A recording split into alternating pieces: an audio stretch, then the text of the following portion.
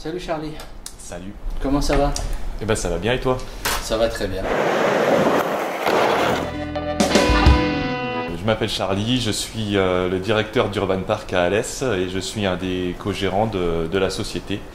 Voilà, Urban Park ça existe depuis octobre 2016, donc on est dans notre 5e année.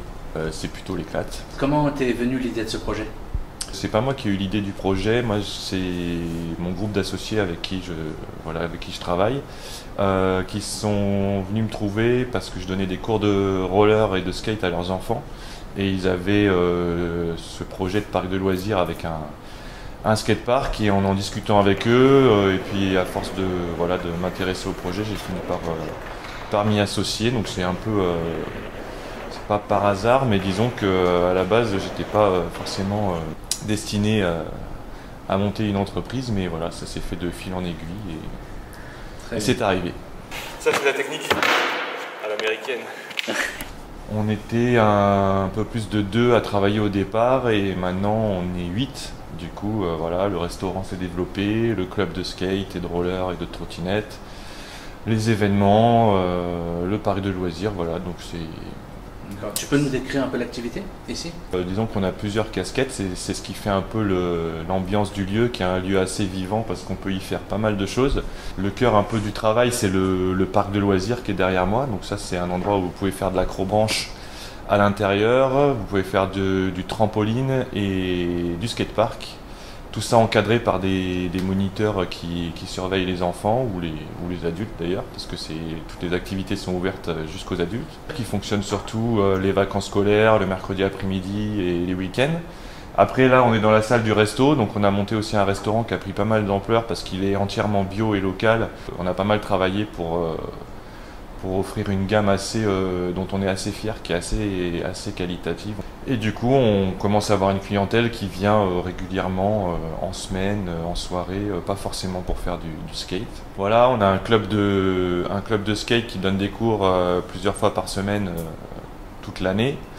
Et on fait des événements tous les vendredis soirs, donc c'est du petit événementiel local où il peut y avoir du théâtre d'improvisation, des concerts, des expos, des ateliers pour enfants, voilà, tout ce qui...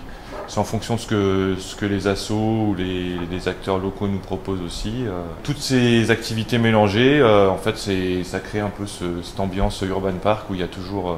on ne sait jamais trop dans quelle ambiance on va arriver. Des fois c'est plein d'enfants, des fois c'est plein d'adultes, des fois vous avez un concert de rock, des fois un buff de jazz, donc voilà, c'est très différent et c'est ce qui nous plaît dans ce projet, quoi. C'est un peu l'ovni culturel de la région. Ben ouais, un petit peu malgré nous, c'est vrai qu'on est plusieurs à travailler, on a tous un peu nos hobbies, tous nos passions, on essaye de mélanger tout ça et puis ça se passe toujours bien pour l'instant, donc on continue comme ça. Et quelle est votre touche personnelle ici? Le mélange et le partage, quoi, c'est-à-dire de ne pas avoir peur de mélanger des gens d'âge, de milieux différents, de proposer des choses un petit peu atypiques dans un lieu pour enfants et inversement de proposer aux enfants des choses qui sont plus pour parfois considérées pour les adultes en fait. Donc je pense que c'est un peu ça notre touche, c'est pas de pas avoir peur de mélanger les publics et jusqu'à présent les gens sont très heureux aussi parce qu'on a toujours que des bonnes réactions quand on mélange tout, quoi. Alors pourquoi les Cévennes? Une partie de ma famille est originaire d'ici, de Mal-à-Taverne plus exactement. J'ai fait mes études ici, j'ai grandi ici, donc je faisais partie de ces jeunes qui avaient qu'une envie, c'était de partir d'ici parce qu'on disait qu'ici il passait rien. J'ai bourlingué un peu dans quelques grandes villes et puis finalement le cadre de vie, la famille, l'ambiance nature m'a ramené ici sans hésitation au bout d'un moment. J'ai trouvé de quoi faire une activité économique qui fonctionne, qui est rentable, qui est en plus fun. Donc voilà, je suis complètement ravi de mon choix et je suis très bien dans les Cévennes. Bon, en dehors de la pandémie, comment se passe l'activité généralement ici? Il y a eu des hauts et des bas, hein, comme dans toutes les entreprises, des choses à réguler, mais globalement, On a quand même une fréquentation qui augmente, nos différentes activités augmentent petit à petit.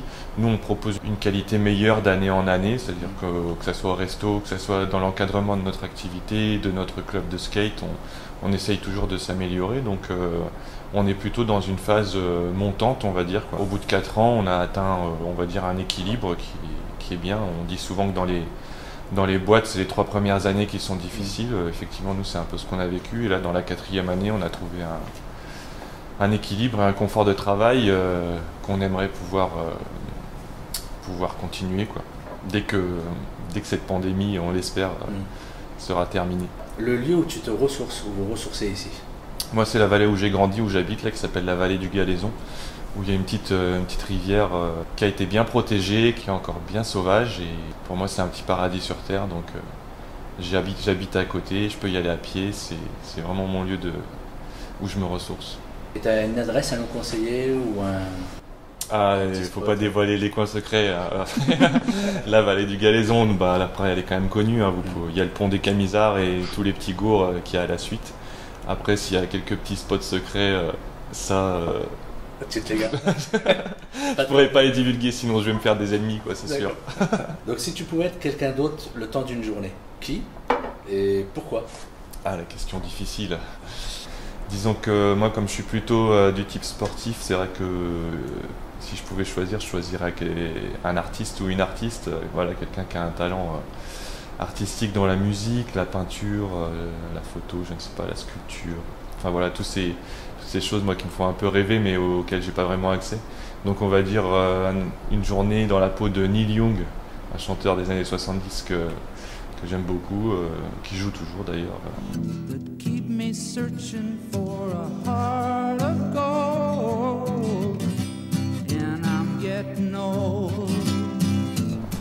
Voilà, quelqu'un de très bien. On va écouter. Ouais. Alors quel est votre péché mignon? Je suis très gourmand. C'est pour ça qu'ici, je me suis beaucoup investi dans le développement du resto parce que c'est vraiment quelque chose qui me passionne et le fait d'en faire en plus une activité commerciale, j'ai trouvé ça super. Donc le salé, le sucré, la nourriture exotique, voilà. Maintenant, je te propose de répondre à la question en fait, de la personne qui a été interviewée précédemment. C'est Adéline de l'Accent. Adéline te demande, qu'est-ce qui définit, selon toi, la force d'une personne? La force de quelqu'un, c'est le fait de faire confiance et de ne pas avoir peur, quoi. Donc, accueillir les gens et les événements de la vie sans crainte, parce qu'il me semble que oui, c'est vrai que c'est la peur souvent qui nous fait nous tenir à l'écart. Voilà, et donc le fait de ne pas avoir peur, d'avoir confiance dans les choses, je pense que ça peut définir la force de quelqu'un. Ouais. Tu peux déjà poser la question, si tu veux, à la prochaine personne qui sera interviewée. Quelles sont les choses qui te font lever le matin, dans le sens qu'est-ce qui vaut la peine de se bouger les fesses, quoi, dans la vie et de se lever avec le sourire. Cool, merci beaucoup. C'est un peu long, non? Ça va. Non, mais c'est très bien. Non, c'est cool. Merci. Ouais.